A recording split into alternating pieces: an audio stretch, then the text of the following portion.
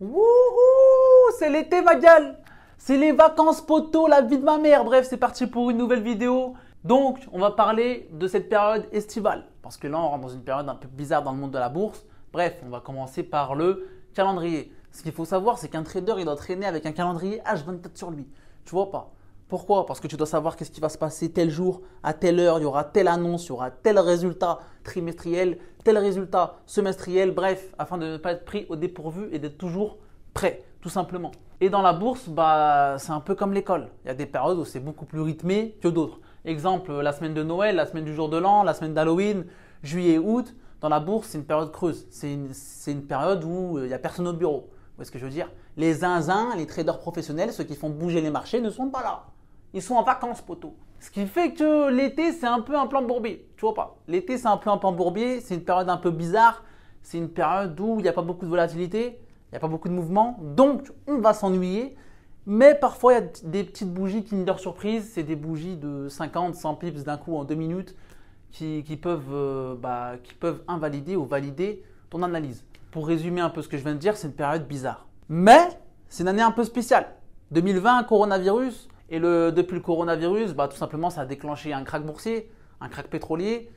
Et je vous rappelle que le krach boursier, ça date de 2-3 mois. Donc c'est tout récent. Et donc ça a déclenché un regain de volatilité. Et le coronavirus, il est toujours là l'été. L'été ou pas, que vous partez en vacances ou pas, il est là, ma gueule.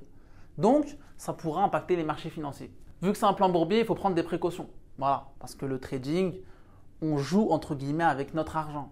Et si on joue avec notre argent, ce n'est pas pour le perdre. C'est pour éviter de faire certaines erreurs. Il faut se former.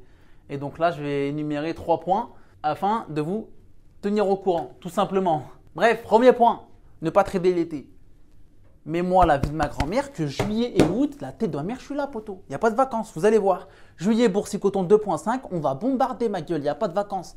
Et cette année, il n'y a pas de vacances, poteau. Premier point, ne pas trader l'été. Donc pour tous ceux qui craignent, pour tous ceux qui sont, vous voyez ce que je veux dire, qui hésitent, le meilleur truc, c'est de commencer en septembre. Voilà, septembre, ça va repartir à la normale. Mais bref, comme je vous ai dit, il y a le coronavirus cette année. Deuxièmement, réduire vos effets de levier et vos lots.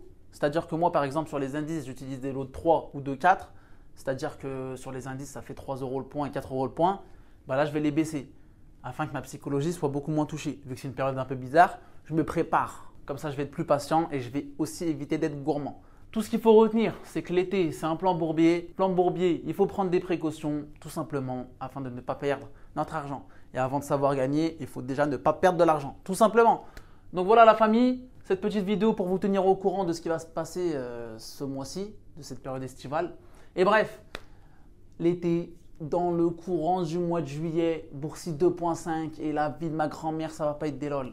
Big bang!